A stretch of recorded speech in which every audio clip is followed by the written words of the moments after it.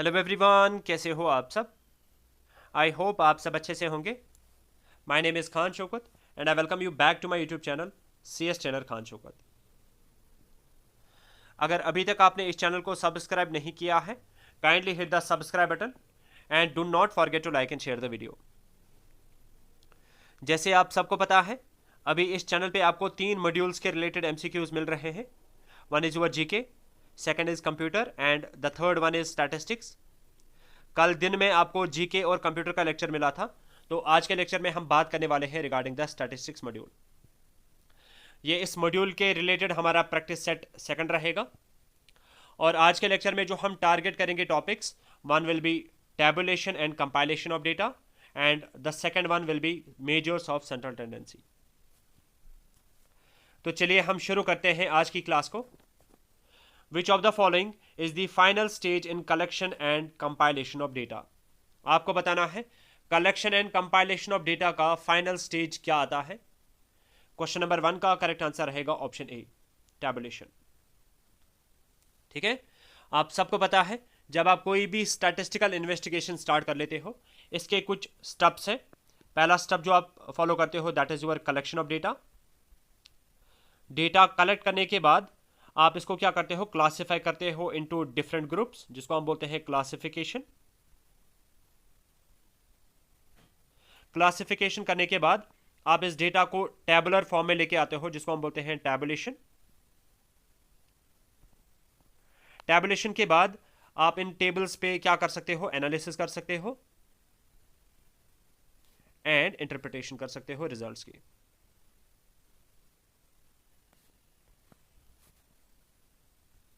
ठीक है, ये सारे स्टेप्स आपको पता होनी चाहिए। यहां पे एक दो और इंपॉर्टेंट पॉइंट्स हम डिस्कस करेंगे। ये जो टैबुलेशन है, इट फॉर्म्स द गेटवे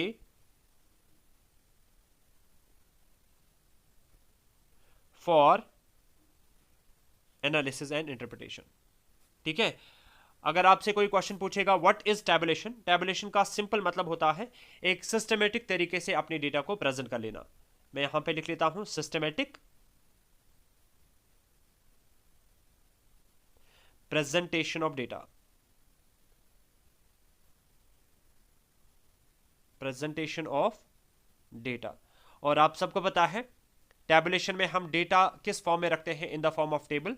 तो इसमें क्या होंगे, इन रोज एंड कॉलम्स। ठीक है, ये सारे पॉइंट्स इंपॉर्टेंट है। बात करते हैं क्वेश्चन नंबर 2 के बारे में। The two extreme values of a class are called. आपको बताना है क्लास के दो एक्सट्रीम वैल्यूज को हम क्या बोलते हैं। क्वेश्चन नंबर 2 का करेक्ट आंसर रहेगा option B, class limits. Try to understand. अगर मैं यहां पे लूंगा लेट अस से एज ग्रुप, और यहां से मैं लूंगा नंबर ऑफ स्टूडेंट्स। ठीक है, एज ग्रुप में ले रहा हूं 20 से लेके 25 तक, 25 से लेके 30 तक। और इस एज ग्रुप में लेटर से 500 स्टूडेंट्स आ रहे हैं, और इस एज ग्रुप में लेटर से 600 स्टूडेंट्स आ रहे हैं। ठीक है, अब हमें देखना है कि क्लास लिमिट्स का मतलब क्या होता है। ये जो यहाँ पे वैल्यू है, अगर मैं इस स्पेसिफिक क्लास की बात करूंगा, ये जो यहाँ पे वैल्यू आ रहा है ना, इसको हम बोलते हैं lower limit of the class, lower limit of the class. और इसको हम क्या बोलते हैं, अपर लिमिट। 25 को हम यहाँ पे क्या बोल सकते हैं, upper limit of the class. ठीक है, और इन ही दो वैल्यूज को हम क्या बोलते हैं, क्लास लिमिट्स। ये क्लास के क्या होते हैं, दो एक्सट्रीम वैल्यूज, इसी को क्या बोला जाता है, क्लास लिमिट्स। अब क्लास फ्रीक्वेंसी क्या होता है, क्लास फ्रीक्वेंसी का मतलब होता है number of observations in a class, number of observations in a class. Number of observations यानी कि अगर मैं इस क्लास की आपको बताऊंगा कि फ्रीक्वेंसी क्या है, तो आप बोल सकते हो इस क्लास की फ्रीक्वेंसी है 500, बिकॉज नंबर ऑफ ऑब्जर्वेशंस इस क्लास में कितने आ रहे हैं, 500। क्लास इंटरवल सिंपली मतलब होता है कि आप किस क्लास को कहां से कहां तक रिप्रेजेंट कर रहे हो, 20 से लेके 25 तक, तो ये इसका क्या बनेगा, क्लास इंटरवल। लाइकवाइज अगर मैं बात करूंगा मिड वैल्यू की, मिड वैल्यू का मतलब होता है mid point of a class. और मिड पॉइंट आप कैसे निकालते हो, आप करते हो lower limit plus upper limit divided by 2। इस तरीके से आप क्या निकाल सकते हो, किसी भी क्लास का मिड वैल्यू निकाल सकते हो। बात करते हैं क्वेश्चन नंबर 3 के बारे में। Which of the following are the functions of classification. आपको बताना है फ्रॉम द गिवन 4 ऑप्शंस इसमें से कौन सी फंक्शन है क्लासिफिकेशन की। It condenses data, it facilitates comparisons, it helps us to study the relationships. Question number 3 का करेक्ट आंसर रहेगा option D, all of the above. ठीक है, अब डेटा कंडेंसेशन का मतलब क्या होता है, ये जो क्लासिफिकेशन होती है ना, ये हाईलाइट करती है की फीचर्स को। हाईलाइट करती है किसको, की फीचर्स को। ठीक है, ये पॉइंट आपको याद रखना है। और इसका मतलब ये भी हो गया, जो क्लासिफिकेशन करने के बाद जो हमारा डेटा होता है ना, वो रेडिली कॉम्प्रिहेंसिबल होता है। आप इसकी मीनिंग आराम से फाइंड आउट कर सकते हो कि कौन सा डेटा आइटम हमें क्या बताने की कोशिश कर रहा है। और क्लासिफिकेशन की वजह से हम वेरिएबल्स को आपस में कंपैरिजन भी करा सकते हैं, और हम डिफरेंट डिफरेंट वेरिएबल्स के बीच में रिलेशनशिप भी फाइंड आउट कर सकते हैं। Talking about next question, in dash classification the data is classified on the basis of time. आपको बताना है वो कौन सी क्लासिफिकेशन होती है जहां पे हम डेटा को क्लासिफाई करते हैं on the basis of time. Question number 4 का करेक्ट आंसर रहेगा option A, temporal classification. And geographical classification में क्या होता है, यहां पे हम डेटा को क्लासिफाई करते हैं on the basis of location. Okay, अब आप मुझे बताओगे कमेंट सेक्शन में, स्पाशियल क्लासिफिकेशन में क्लासिफाइंग वेरिएबल क्या बनता है। स्पाशियल क्लासिफिकेशन में हम किस बेसिस पे डेटा को क्लासिफाई करते हैं। इसके अलावा एक दो पॉइंट्स हम यहां पे और भी डिस्कस करेंगे। अगर हम डेटा को रिकॉर्ड करेंगे इन क्रोनोलॉजिकल ऑर्डर, अगर हम अपने डेटा को रिकॉर्ड करेंगे क्रोनोलॉजिकल ऑर्डर में,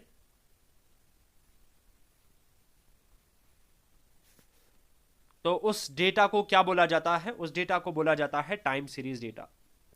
time series data. While as अगर हम अपने डेटा को क्लासिफाई नहीं करेंगे, रिकॉर्ड नहीं करेंगे इन क्रोनोलॉजिकल ऑर्डर, तो उस डेटा को बोला जाता है cross sectional data. Cross sectional data. Now let's talk about question number 5. The size of the class interval is inversely proportional to.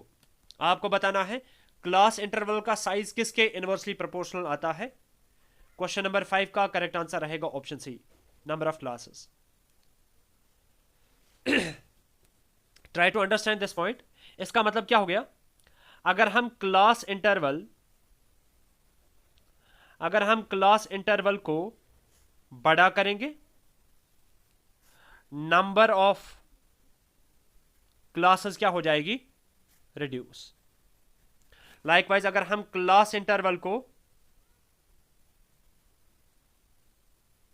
कम करेंगे तो नंबर ऑफ क्लासेस क्या हो जाएंगे, नंबर ऑफ क्लासेस हो जाएंगे इंक्रीज। कॉमन सेंसिकल पॉइंट है। अब अगर आपको स्टिल कोई डाउट आता है, मैं एग्जांपल से थोड़ा सा आपको अंडरस्टैंड कराने की कोशिश करता हूं। लेट अस से मैं एज ग्रुप ले रहा हूं स्टूडेंट्स की फ्रॉम 0 to 20, ठीक है, और यहां पे मैं इसको क्लासिफाई कर रहा हूं। मैं बोल रहा हूं 0 to 5 एक ग्रुप बनेगा, 5 to 10 दूसरा ग्रुप बनेगा, 10 to 15 एक और ग्रुप बनेगा, और 15 to 20 एक और ग्रुप बनेगा। ठीक है, और यहां से मैंने इसको दूसरे तरीके से क्लासिफाई कर लिया, 0 to 10 एक ग्रुप बनेगा और 10 से लेके 20 तक दूसरा ग्रुप बनेगा। आप मुझे बताओ यहां पे मैंने क्या लिया, क्लास इंटरवल क्या लिया, बड़ा लिया। अब आप मुझे बताओ नंबर ऑफ क्लासेस यहां पे कम आए कि ज्यादा आए। यहां पे क्लास इंटरवल मैंने बड़ा लिया, नंबर ऑफ क्लासेस खाली कितने आ गए, 2। यहां पे मैंने क्या कर लिया, क्लास इंटरवल कम कर लिया, छोटा रखा, लेकिन नंबर ऑफ क्लासेस कितने आ रहे हैं यहां पे, 4। यही मैं आपको यहां पे समझाने की कोशिश कर रहा था। जितना क्लास इंटरवल आप बड़ा करोगे, नंबर ऑफ क्लासेस उतने ज्यादा क्या हो जाएंगे, कम हो जाएंगे, and vice versa. Talking about our question number 6, the class boundary is the. आपको बताना है कि क्लास बाउंड्री का मतलब क्या होता है। क्वेश्चन नंबर 6 का करेक्ट आंसर रहेगा option A, gap between the upper limit of a class and lower limit of the succeeding class. ये पॉइंट भी आप अंडरस्टैंड करो। लेट अस से मैं यहां पे ले रहा हूं फिर से एज ग्रुप,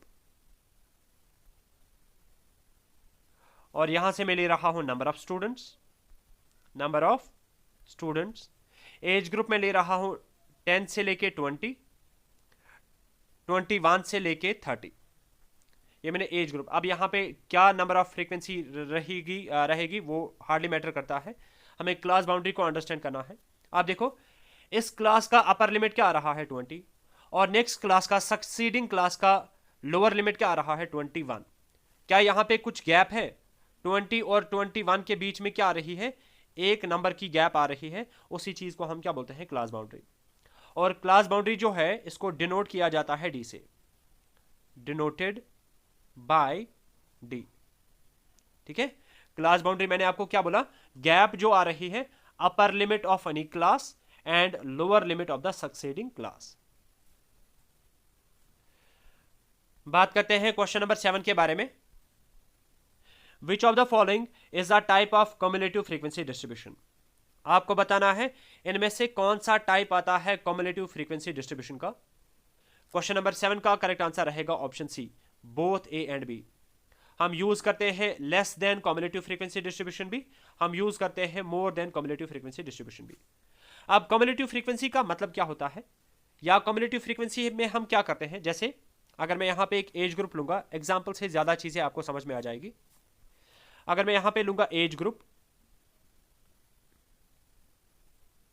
ठीक है, और यहां पे मैं ले रहा हूं फ्रीक्वेंसी, एक एज ग्रुप में ले रहा हूं 0 to 5, 5 to 10, 10 to 15 and 15 to 20।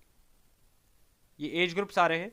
अब इस एज ग्रुप में जो नंबर ऑफ स्टूडेंट्स आ रहे हैं, let us say that is 5, यहां पे मैं लूंगा 10, 10, 15, मैं रैंडमली कुछ भी डेटा ले रहा हूं। अब कम्युलेटिव फ्रीक्वेंसी का मतलब क्या होता है? कम्युलेटिव फ्रीक्वेंसी में हम सक्सेसिवली ऐड करते रहते हैं फ्रीक्वेंसीज का।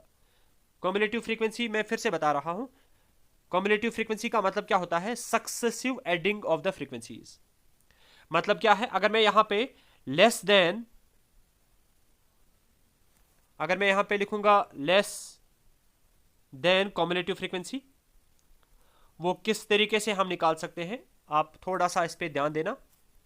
मैं यहां पे लिखूंगा फ्रीक्वेंसी क्या आ रही है 5, तो लेस देन कम्युलेटिव फ्रीक्वेंसी में यहां पे वैल्यू क्या आएगा? 5 ही आएगा। फिर अगर मुझे इस क्लास इंटरवल में कम्युलेटिव फ्रीक्वेंसी निकालनी होगी ना, वो मैं कैसे कर सकता हूं? ऊपर क्लास फ्रीक्वेंसी क्या आई थी? 5। सक्सेसिव एडिंग का मतलब हो गया, अब मैं इस क्लास की फ्रीक्वेंसी में ऐड करूंगा, 10 करूंगा तो क्या आ जाएगा? 15। फिर इस क्लास की कम्युलेटिव फ्रीक्वेंसी क्या आ जाएगी? ऊपर से वैल्यू क्या आएगा? 15 प्लस इस क्लास की फ्रीक्वेंसी क्या है? 10, तो वैल्यू क्या बनेगा? 25। लाइकवाइज यहां पे वैल्यू ऑलरेडी क्या आया? 25 प्लस इस क्लास की फ्रीक्वेंसी क्या है? 15, which will be equal to 40। So इस तरीके से हम क्या कर रहे हैं? सक्सेसिवली फ्रीक्वेंसीज को ऐड करते रहते हैं। अगर मैं इस तरीके से सक्सेसिवली फ्रीक्वेंसीज को ऐड करूंगा, इस फ्रीक्वेंसी को हम क्या बोलते हैं? Less than cumulative frequency. अब अगर मैं बात करूंगा मोर देन कम्युलेटिव फ्रीक्वेंसी के बारे में, मोर देन कम्युलेटिव फ्रीक्वेंसी, वहां पे हम नीचे से स्टार्ट करते हैं। मैं देखूंगा इस क्लास की फ्रीक्वेंसी क्या आ रही है? 15, और इस क्लास की फ्रीक्वेंसी क्या बनेगी? 15 नीचे से आया प्लस इस क्लास की फ्रीक्वेंसी है 10, तो टोटल में वैल्यू क्या बनेगा? 25। फिर इस क्लास की फ्रीक्वेंसी क्या बनेगी? 25 प्लस इस क्लास की फ्रीक्वेंसी क्या है? 10, which will be equal to 35। Likewise नीचे से वैल्यू क्या आया? 35 प्लस इस क्लास की फ्रीक्वेंसी क्या है? 5, तो वैल्यू क्या बनेगा? 40। इसको हम बोलते हैं लेस देन कम्युलेटिव फ्रीक्वेंसी, और इसको हम क्या बोलते हैं? More than cumulative frequency. And in both the cases हम सिंपली क्या कर रहे हैं? फ्रीक्वेंसीज को आपस में ऐड कर रहे हैं। होपफुली ये पॉइंट आपको समझ में आ गया होगा। बात करते हैं क्वेश्चन नंबर 8 के बारे में। In the tabulation of data, common sense is chief requisite and experience is chief teacher. This statement was given by. आपको बताना है टैबुलेशन ऑफ डेटा में बोला जाता है कॉमन सेंस क्या है? चीफ रिक्विजिट, एंड एक्सपीरियंस क्या है? Chief teacher. आपको बताना है कि ये स्टेटमेंट किसने दिया था। क्वेश्चन नंबर 8 का करेक्ट आंसर रहेगा ऑप्शन डी, ए अल बावली। बात करते हैं क्वेश्चन नंबर 9 के बारे में। मैच द फॉलोइंग, हमें इनको आपस में क्या करना है, मैच करना है। एक साइड से हमें दिया गया है पार्ट ऑफ द टेबल और दूसरे साइड से उसकी description. Starting with the title, title क्या होता है, टाइटल को देख के हमें पता चलता है ये जो टेबल है इसके अंदर किस टाइप का कंटेंट रहने वाला है। सो टाइटल किसके साथ मैच हो जाएगा, it is mean to describe in brief and concise form the contents of the table and should be self explanatory. और टाइटल के नीचे हम क्या डालते हैं, हेड नोट। हेड नोट किस पर्पज के लिए इस्तेमाल किया जाता है, टाइटल की इंफॉर्मेशन को कंप्लीट करने के लिए। सो हेड नोट पहले के साथ मैच हो जाएगा। And head note is sometime is also known as prefatory note.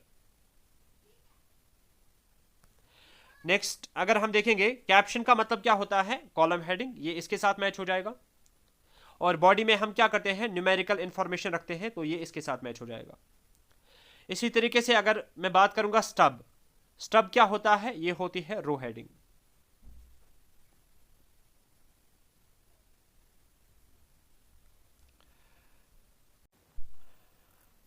Next question पे मूव करने से पहले अब हम पहले यहां पे अंडरस्टैंड करने की कोशिश करते हैं कि what are the types of table, और हम टेबल्स को क्लासिफाई किस किस बेसिस पे कर सकते हैं।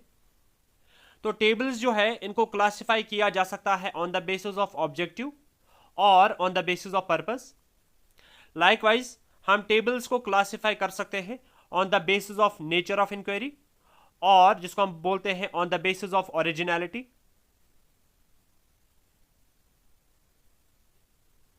सेम तरीके से हम अपने टेबल्स को क्लासिफाई कर सकते हैं on the basis of coverage और on the basis of construction.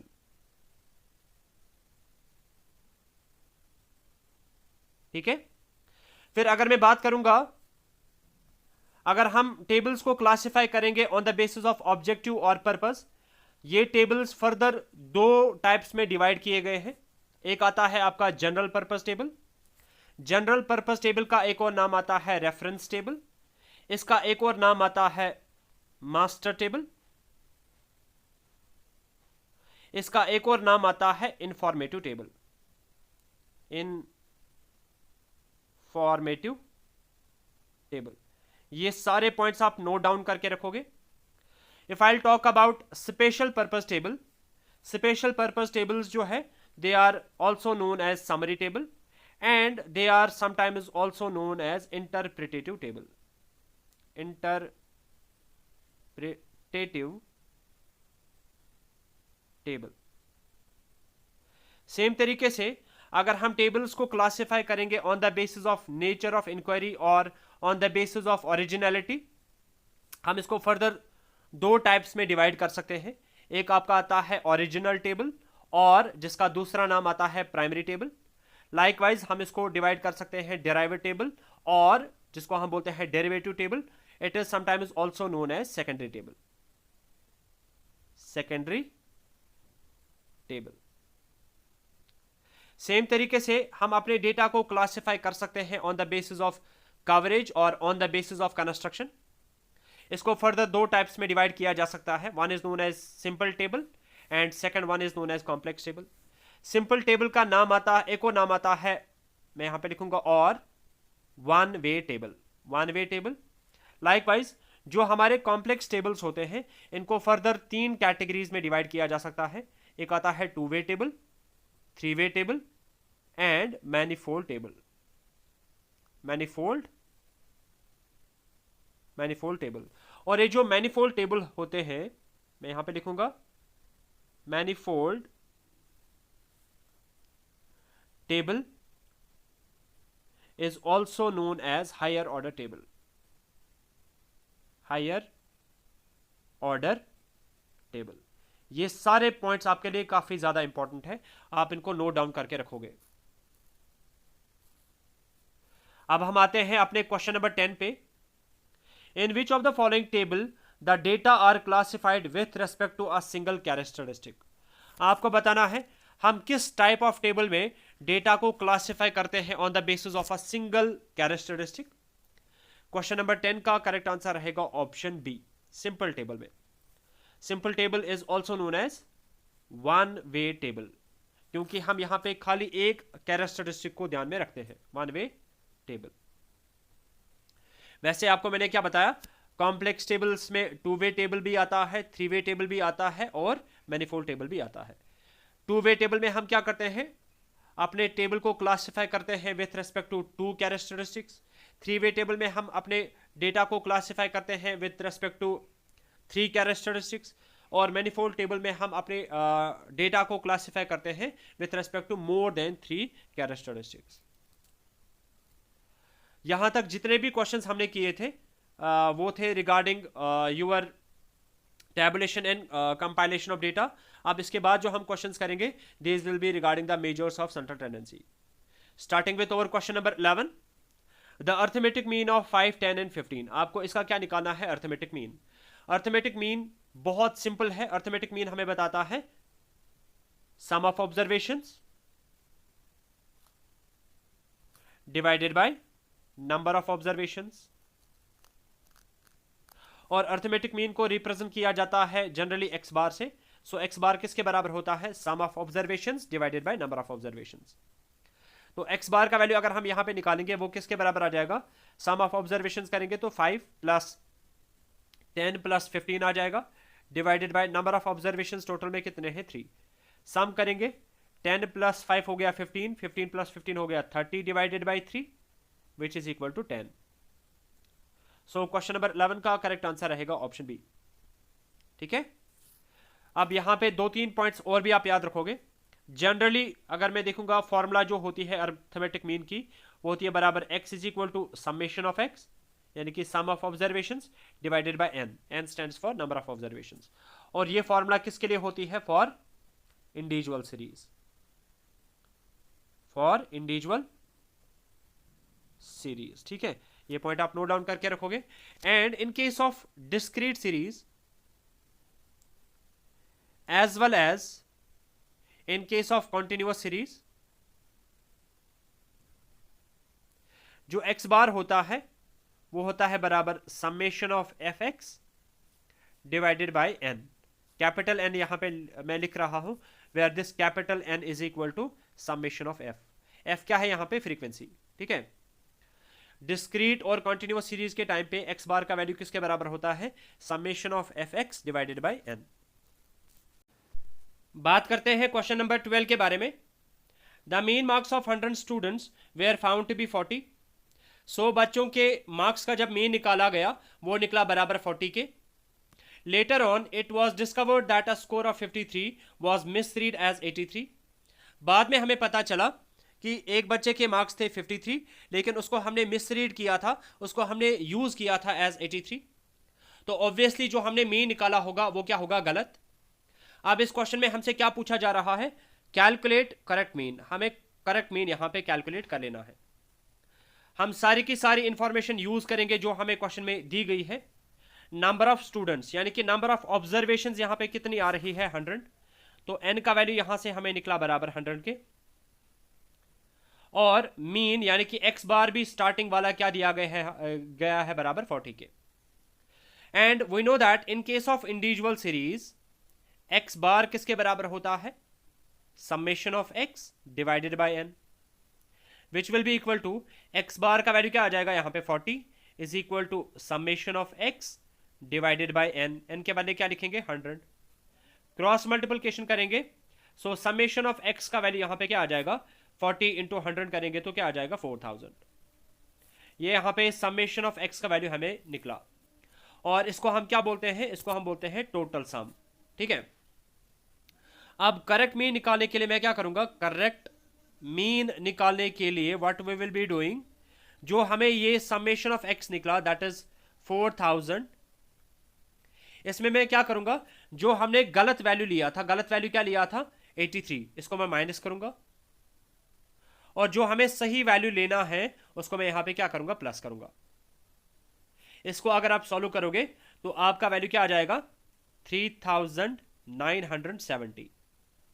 और ये किसका वैल्यू आ रहा है, समेशन ऑफ x का वैल्यू ये निकल रहा है। समेशन ऑफ x का नया वाला वैल्यू क्या निकल रहा है 3970। अब फिर से मैं सेम फॉर्मूला यहां पे यूज करूंगा। We know that x bar किसके बराबर होता है, वो होता है बराबर summation of X. New summation of X क्या निकला 3970 divided by N, number of observation तो सेम ही है, कैंसिलेशन करेंगे this will be equal to 39.7। So question number 12 का जो करेक्ट आंसर रहेगा that will be option B.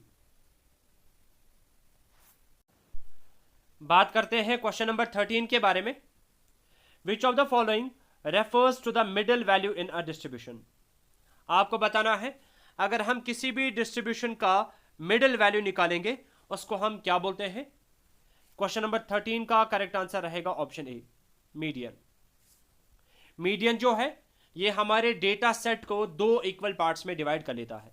ये भी आप नोट डाउन करके रखोगे, divides data into two equal parts.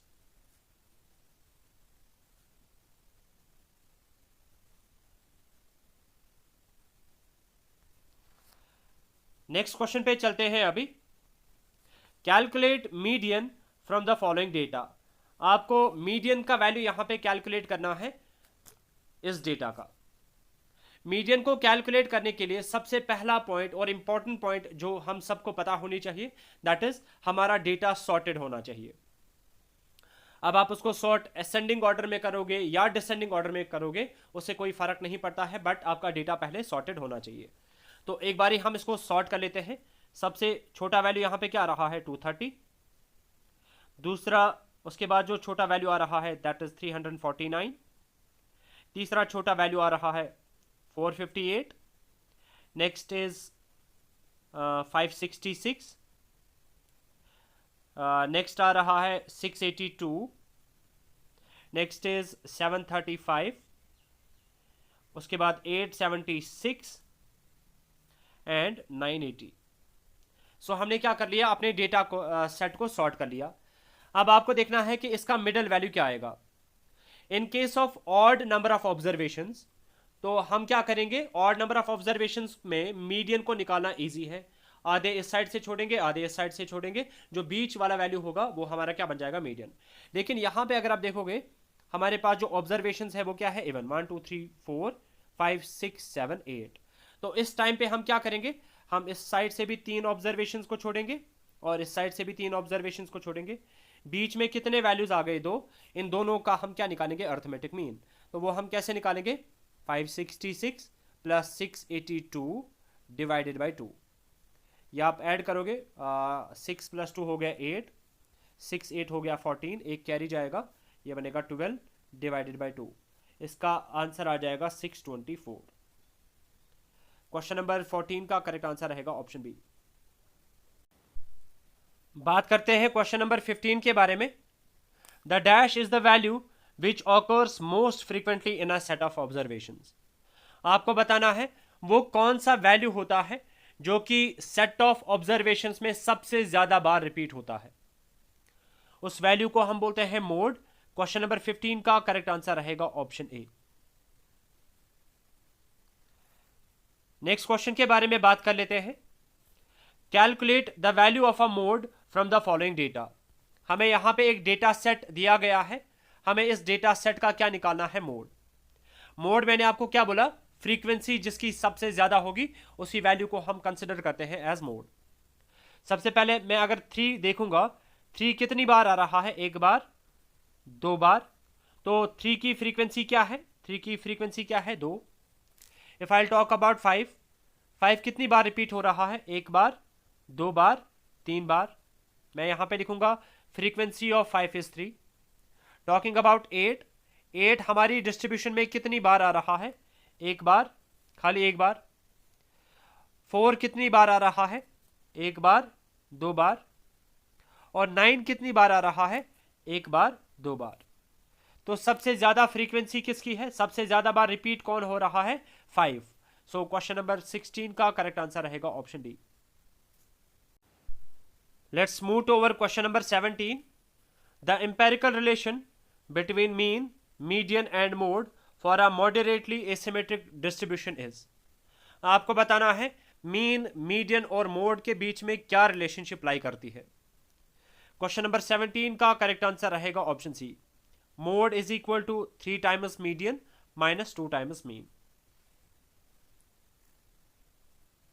बात करते हैं क्वेश्चन नंबर 18 के बारे में।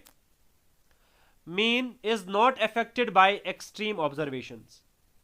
मीन को एक्सट्रीम ऑब्जर्वेशन से कोई फर्क नहीं पड़ता है। आपको बताना है कि यह स्टेटमेंट ट्रू है कि फॉल्स। क्वेश्चन नंबर 18 का करेक्ट आंसर रहेगा ऑप्शन बी, फॉल्स। मीन पे इफेक्ट पड़ता है एक्सट्रीम ऑब्जर्वेशंस का, while as if I'll talk about median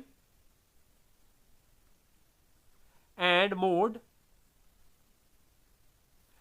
are not affected by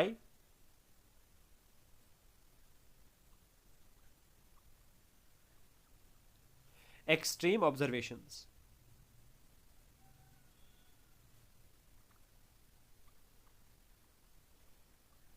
ठीक है, सिंस मीन को एक्सट्रीम ऑब्जर्वेशंस की वजह से काफी ज्यादा इंपैक्ट पड़ता है, इफेक्ट पड़ता है, this is one of the disadvantage of mean. Disadvantage of mean. Next question पे चलते हैं अभी।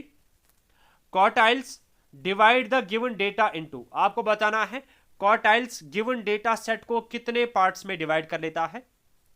क्वेश्चन नंबर 19 का करेक्ट आंसर रहेगा ऑप्शन ए, 4 इक्वल पार्ट्स। अगर ये हमारा डेटा सेट है, ठीक है, क्वार्टाइल्स हमारे डेटा सेट को 4 इक्वल पार्ट्स में डिवाइड कर लेता है। पहला क्वार्टाइल मैं यहां पे डालूंगा लेटर से Q1, यहां पे Q2 एंड यहां पे Q3। तो इन 3 क्वार्टाइल्स की वजह से हमारा डेटा सेट 1, 2, 3 और 4 इक्वल पार्ट्स में डिवाइड हो जाता है। अगर हम अपने डेटा सेट को असेंडिंग ऑर्डर में रखेंगे तो Q1 का वैल्यू क्या होता है, हमेशा लेस देन होता है Q2 which is less than Q3। और यहां पे एक और इंपॉर्टेंट पॉइंट ये आपको याद रखना है। अगर आप देखोगे Q2 में कितना डेटा आ रहा है लेफ्ट साइड से, 50% डेटा। Q2 के राइट साइड से कितना डेटा आ रहा है, 50% डेटा। तो Q2 बराबर हमारे मीडियन की तरह एक्ट कर रहा है। That is why I can say that median जो हमारा होता है is equal to second quartile. बात करते हैं क्वेश्चन नंबर 20 के बारे में। Dash of a set of observations is the nth root of their product. मैं पहले आपको इसका आंसर बता देता हूं। क्वेश्चन नंबर 20 का करेक्ट आंसर रहेगा option C, geometric mean of a set of observations is the nth root of their product. मतलब क्या है इसका, मैं आपको समझाता हूं। लेट अस से अगर ये हमारी ऑब्जर्वेशंस है x1, x2, x3 so on up to xn। अगर हमें इसका ज्योमेट्रिक मीन निकालना होगा, हम क्या करेंगे, इन सारी की सारी ऑब्जर्वेशंस को आपस में प्रोडक्ट करेंगे कुछ इस तरीके से, और इसी का क्या निकालेंगे, nth रूट। इसी का क्या निकालेंगे, nth रूट। ये होती है फॉर्मूला किसकी, ज्योमेट्रिक मीन की। ठीक है, अगर आपको स्टिल कोई कंफ्यूजन है, एग्जांपल से मैं आपको वो क्लियर करूंगा। लेट अस से मेरे पास कुछ डेटा आइटम्स है, समथिंग लाइक 2, 3, 36। ये मेरे पास 3 ऑब्जर्वेशंस हैं, और अगर मैं आपसे पूछूंगा कि इसका मुझे आप ज्योमेट्रिक मीन निकाल के दो, तो मैं कैसे निकाल सकता हूं। मैं इन तीनों के तीनों ऑब्जर्वेशंस का सबसे पहले क्या करूंगा, प्रोडक्ट 2 × 3 × 36, फिर क्या निकालूंगा, इसका nth रूट। nth रूट का मतलब हो गया नंबर ऑफ ऑब्जर्वेशंस यहां पे कितनी आ रही है, 3, तो मैं यहां पे क्या निकालूंगा, इसका क्यूब रूट। अगर ऑब्जर्वेशंस 4 होंगी तो मैं इसका क्या निकालूंगा, 4th रूट निकालूंगा, ऐसे करके। तो एक बार निकाल लेते हैं क्यूब रूट ऑफ, आप इनको अगर मल्टीप्लाई करोगे 2 3 हो गया 6 × 36 करोगे आप तो वो आ जाएगा 216। तो इसको मैं ऐसे भी कुछ लिख सकता हूं, क्यूब रूट ऑफ 216 के बदले में लिख सकता हूं 6 क्यूब। हाँ बिल्कुल लिख सकते हैं, क्यूब और क्यूब रूट आपस में कैंसिल हो जाएगा तो आंसर क्या आ जाएगा आपका 6। ठीक है, इस तरीके से हम क्या करते हैं, ज्योमेट्रिक मीन निकालते हैं। बात करते हैं आज के सेशन के लास्ट क्वेश्चन के बारे में। Harmonic mean is the reciprocal of the dash of the reciprocals of the given observations. ये काफी कंफ्यूजिंग सी डेफिनेशन है, पहले आप इसको याद रखोगे ऐसे ही। Harmonic mean is the reciprocal of the arithmetic mean of the reciprocals of the given observation।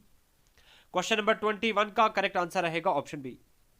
अब इसका क्या मतलब है, हमें इतना पता है अर्थमेटिक मीन किसके बराबर होता है, सम ऑफ ऑब्जर्वेशन, जिसको हम समेशन ऑफ एक्स से लिखते हैं, divided by number of observation, जो कि हम एन से रिप्रेजेंट करते हैं। अब सबसे पहले हमें इस अर्थमेटिक मीन का क्या निकालना है, reciprocal. Reciprocal of arithmetic mean क्या आ जाएगा, एन जाएगा ऊपर और समेशन एक्स आ जाएगा नीचे। अब हमें क्या करना है, रेसिप्रोकल करना है गिवन ऑब्जर्वेशंस का भी। ऑब्जर्वेशंस हम रिप्रेजेंट करते हैं एक्स से, है ना। अगर हम इसका भी रेसिप्रोकल करेंगे तो क्या आ जाएगा, N divided by summation of X का रेसिप्रोकल क्या आ जाएगा, 1/x। तो ये है formula for calculating the value of harmonic mean. ठीक है, तो होपफुली आज के सारे क्वेश्चंस आपको समझ में आ गए होंगे। इन केस कोई भी डाउट आता है वो आप मुझे कमेंट सेक्शन में मेंशन करके बता सकते हो। Hope you like the session. अगर अच्छा लगा do hit the like button, और अगर आपको आज के लेक्चर की भी पीडीएफ चाहिए होगी आप टेलीग्राम चैनल को ज्वाइन कर सकते हो, उसकी लिंक आपको डिस्क्रिप्शन बॉक्स में मिल जाएगी। मेरी तबीयत आज बहुत ज़्यादा खराब थी, but still I try to record the lecture. Hope आपको ये पसंद आएगा। मिलते हैं अब अपने नेक्स्ट सेक्शन में। Till then take a very good care of yourself. Good bye.